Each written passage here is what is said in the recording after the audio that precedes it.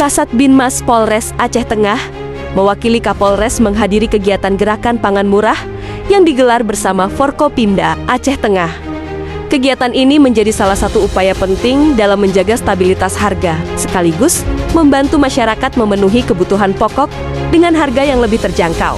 Seperti kita ketahui, harga bahan pokok seringkali mengalami fluktuasi, terutama menjelang hari-hari besar keagamaan maupun di saat kondisi ekonomi yang tidak menentu. Untuk itu, pemerintah bersama Forkopimda mengambil langkah nyata melalui gerakan pangan murah, sehingga masyarakat bisa tetap tenang dan mendapatkan bahan kebutuhan dengan harga stabil.